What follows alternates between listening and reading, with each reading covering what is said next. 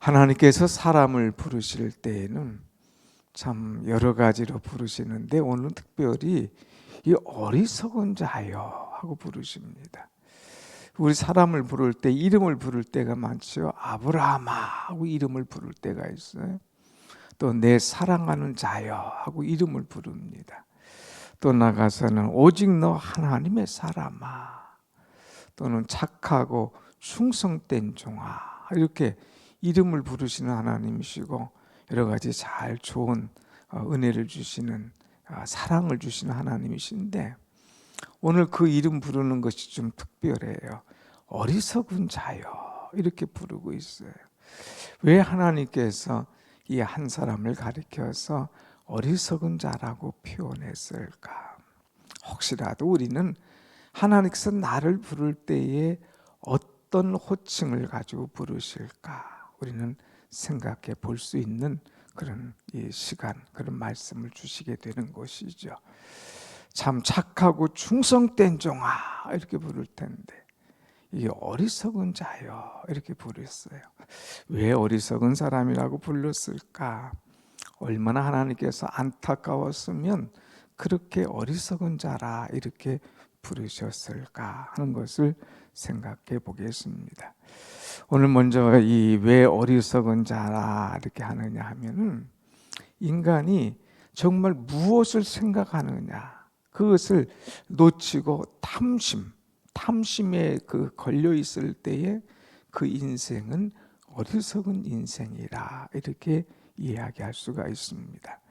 오늘 이 말씀의 배경을 먼저 한번 보고 은혜를 나눌 텐데 1절, 2절 한번 보겠습니다. 무리 중에 한 사람이 이르되 13절 무리 중에 한 사람이 이르되 선생님 내 형을 명하여 유산을 나와 나누게 하소서 그랬어요. 유산 문제로 이제 예수님께 나와서 묻습니다. 이 당시 유대의 법은 유산을 나눌 때에 형은 3분의 2, 동생은 3분의 1 이렇게 나눕니다. 대신 조건이 형은 부모를 모셔야 된다고 하는 조건이 있어요.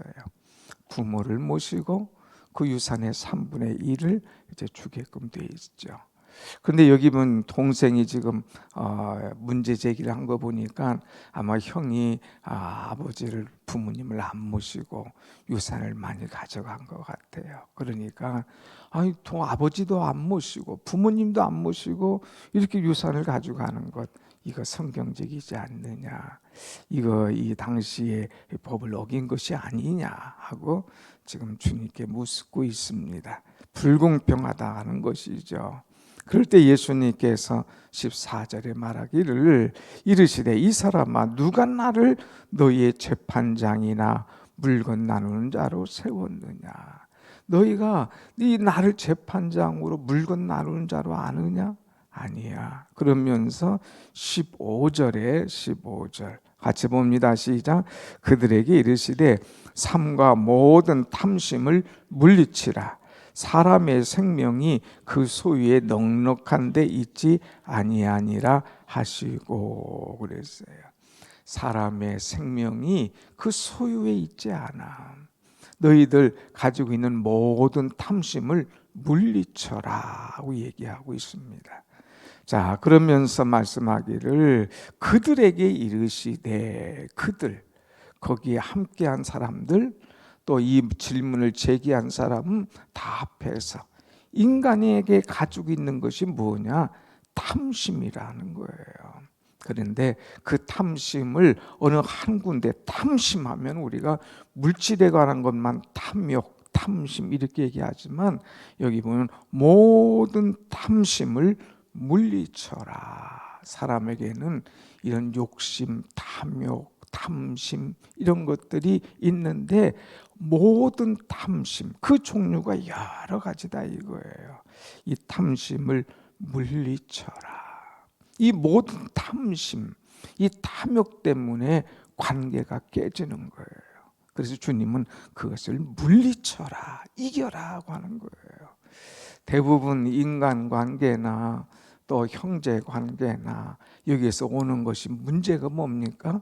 물질 때문에 많이 오지요. 또 부모의 재산 그것을 나눈 유산 문제로 이 싸우는 경우를 우리는 많이 보지 않습니까? 멀쩡하던 사람이 유산 문제 앞에서는, 돈 앞에서는 막 난리가 나는 거예요. 불을 켜는 거예요. 형제고 뭐고 없어요. 이제까지 가져왔던 우애고 뭐고 없어요. 돈 앞엔 장사가 없는 거예요. 그래서 싸우고 나눠지고 형제 간의 우정이 깨지는 그런 경우를 많이 보게 됩니다.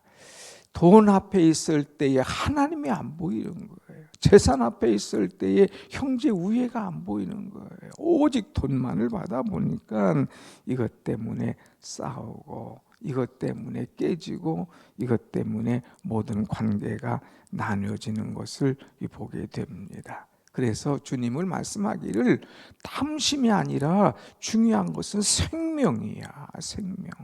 그래서 15절 다시 말씀 보면 그들에게 이르시되 삼가 모든 탐심을 물리쳐라. 너의 속에 있는 탐심, 모든 탐심을 다 물리쳐.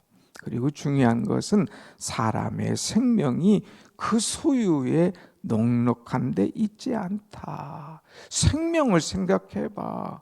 그 생명이 소유가 많다고 이제 생명이 더 오래가거나 더 강하거나 한 게 아니야. 사람의 생명이 소유에 있지 않아. 그러니까 탐심, 이것 때문에 싸울 것이 아닌 것을 분명히 말씀하고 있습니다. 사랑하는 여러분, 우리는 이 생명의 주인이 누구신가 이것을 알아야 돼요. 생명의 주인 되신 분은 하나님이신 거예요. 그런데 사람들은 하나님을 찾지 않고 돈을 찾아요. 하나님을 찾지 않고 모든 탐심, 탐욕 때문에 심지어는 하나님까지도 잊어버리는 경우가 많이 있다고 하는 것입니다. 그러나 소유와 생명은 별개입니다. 우리는 정말 무엇을 중요시 여길까? 소유는 많고 적을 수가 있겠지만 생명은 내 마음대로 연장할 수가 없는 거예요. 그러니까 우리는 소유보다 생명을 중요시 여겨야 되고, 생명을 주관하시는 분이 누구시냐? 하나님이신 것을 분명히 알고 우리는 하나님을 전적으로 생명의 주관자이신 하나님을 내 주인으로 모시고 살아야 된다고 하는 것입니다. 근데 사람들은 생명의 주인 되신 하나님을 내 주인으로 모시는 것이 아니라 물질을 내 주인으로 모시다 보니까 나의 1번으로 삼다 보니까 하나님도 신앙도 인간관계도 또 나가서 형제 우애도 다 깨트려 버리는 것을 우리는 볼 수가 있습니다. 우리는 생명이 우선이다.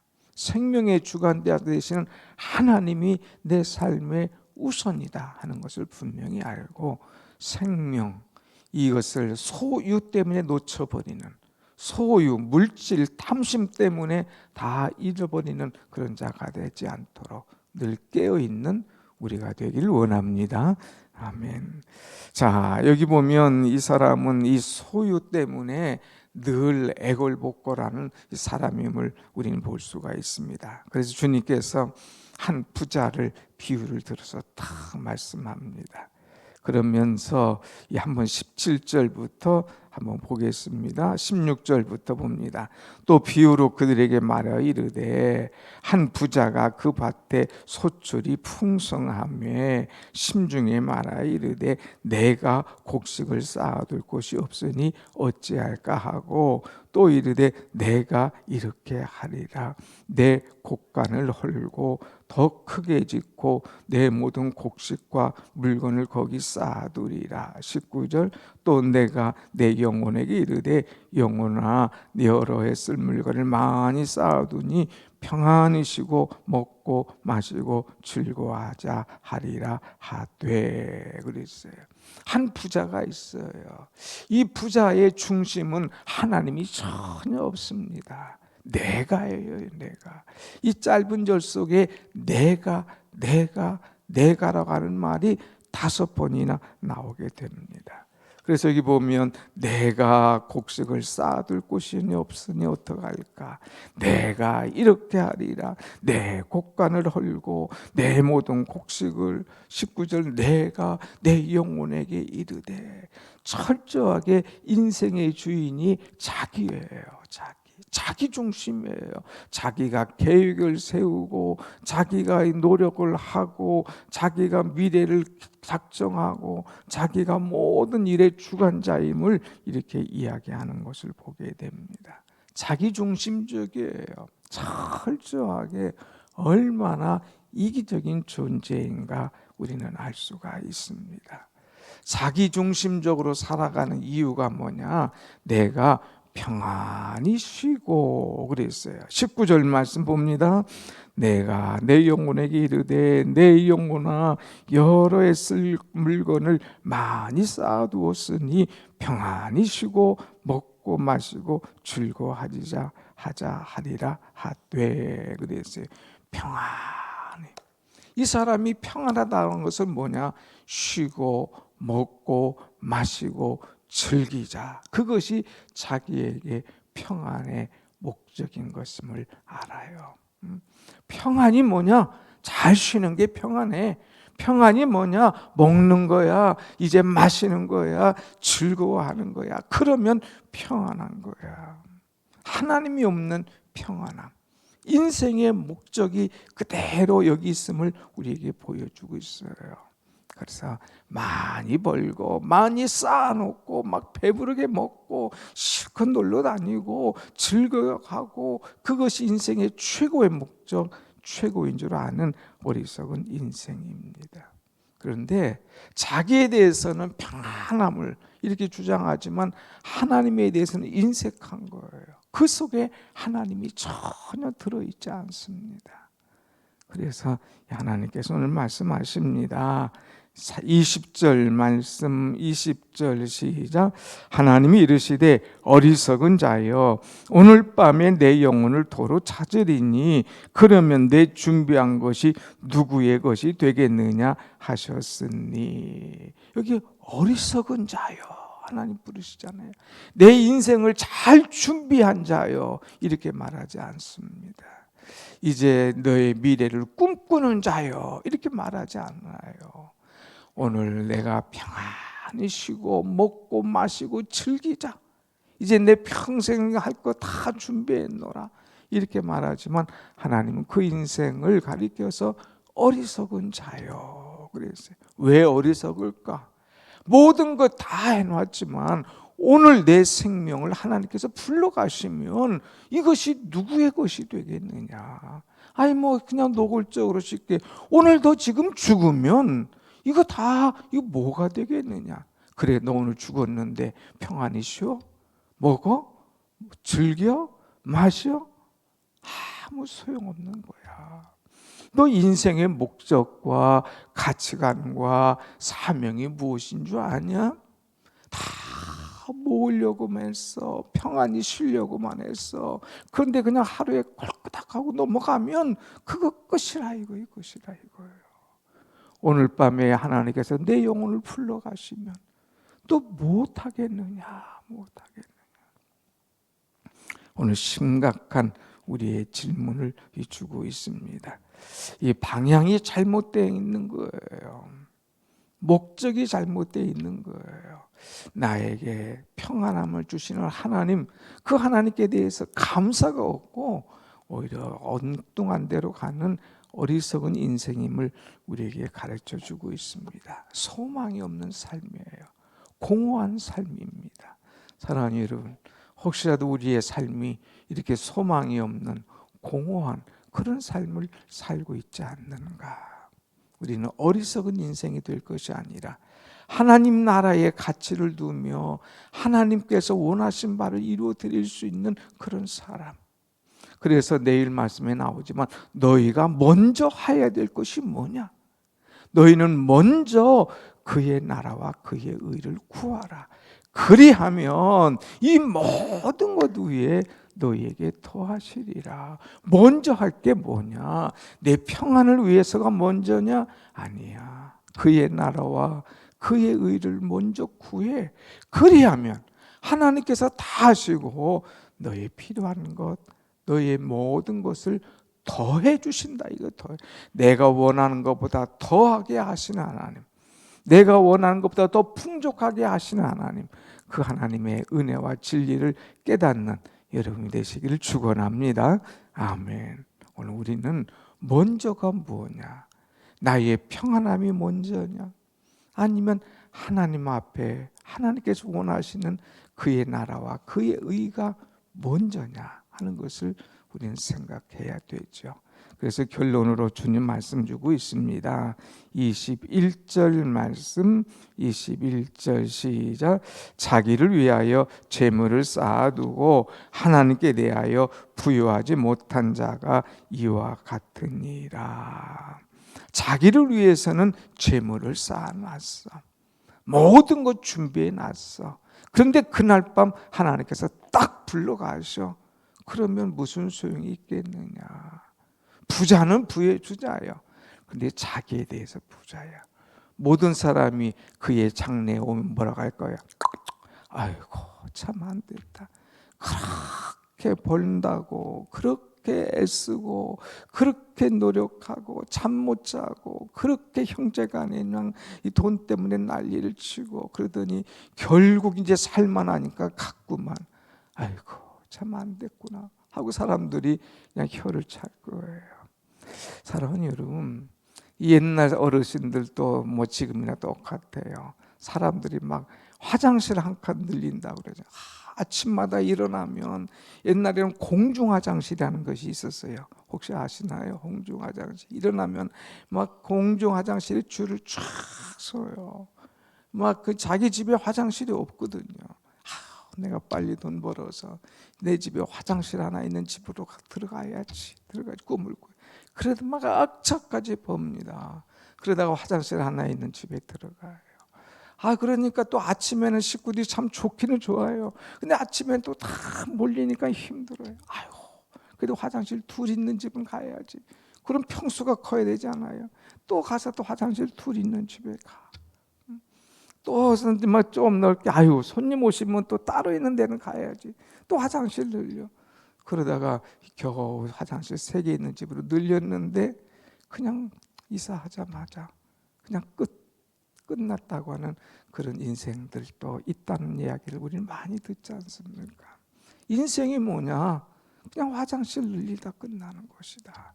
인생이 뭐냐? 자기에 대해서는 부유한데 하나님에 대해서는 부유하지 못한 안타까운 인생을 사는 사람이 있다 이거예요. 그래서 여기 말했어요. 자기를 위하여 재물을 쌓아두고 하나님께 대하여 부유하지 못한 자가 이와 같으니라. 하나님께 대해 부유하지 못해. 자기는 부자야. 자기를 위해서는 모든 것이 다 돼 있어. 자기는 어디 가든지 자기 이름을 내세우려고 그래. 그런데 하나님의 이름을 내세우지 못해. 하나님의 이름을 위하여 한 것이 없어. 하나님께 영광 돌리는 삶이 전혀 나타나지도 않아. 그러다가 죽으면 하나님 내 영혼 불러가시면 그거 뭐 할 거냐 이거예요. 뭐 할 거냐. 아주 우리에게 철저하게 가르침을 주시는 그런 말씀이죠. 사랑하는 여러분, 같이 한번 합시다. 하나님께 대하여 부유한 자가 됩시다. 하나님께 대하여 부유한 사람, 이 사람은 하나님의 은혜로 배부른 사람이에요. 이 사람은 하나님께서 주신 생명으로 감사하는 사람이에요. 이 사람은 하나님께서 주신 평안함으로 늘 기뻐하는 사람이에요. 이 사람은 하나님께서 주신 기쁨으로 말미암아 날마다 하나님을 찬송하는 사람이에요. 이 사람은 하나님께서 주신 가치로 말미암아 늘 소망 중에 사는 사람이에요. 오늘 우리는 누구에 대해서 부유한가? 자기 자신에 대해서는 부유해. 그러나 하나님에 대해서는 전혀 가난해. 아무것도 없는. 그러다 하나님 앞에 나가 빈손 들고 부끄러운 구원당하는 그런 사람이 아니라 하나님 앞에 아름답게 멋지게 설 수 있는, 죽음이라는 것이 우리 앞에 언제 올지 모르잖아요. 자다가 깼어요. 그런데 주께서 나를 위한 면류관, 그 충성에 대한 하나님의 그 상급, 이거 얼마나 귀한 것인가. 우리는 미래를 생각하면서 하나님 나라에 소망을 두고 하나님께 대하여 부유한 삶을 살아가는 그런 지혜로운 믿음이 있는 여러분이 되시기를 축원합니다. 아멘. 다시 한번 생각합시다. 하나님께서 나를 부르실 때에 어리석은 자여 하고 부를 것인가? 이 참 지혜로운 자여, 착하고 충성된 자여, 사랑하는 자여, 또 내 이름을 부르면서 주님 기뻐하실까? 나를 생각해 보면서 하나님 앞에 은혜로 살아가는, 하나님 앞에 오늘 또 부유하게 살아갈 수 있는 그런 여러분과 제가 되기를 간절히 원합니다.